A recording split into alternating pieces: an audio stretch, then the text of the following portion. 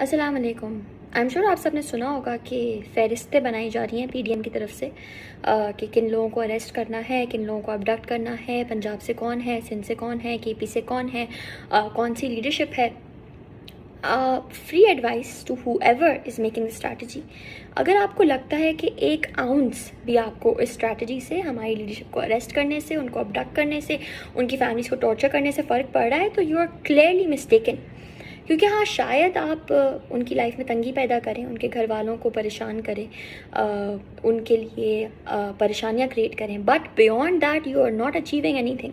अगर आपको लगता है कि ये सब करने के बाद आप पीटीआई लीडरशिप को इंटिमिडेट कर सकते हैं, या आप उनको डरा सकते हैं, या आप उनकी आवाज़ रुकवा सकते हैं, तो it's actually quite the opposite.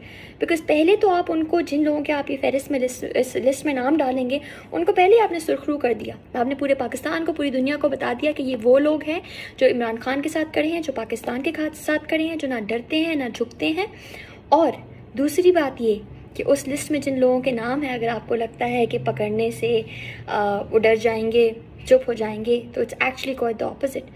Because अब पीटीआई के अंदर वो लोग नहीं रहे जो डरने वाले हैं, क्योंकि जो डरते थे वो चले गए, जो इंटिमिडेट होने था they are no longer here.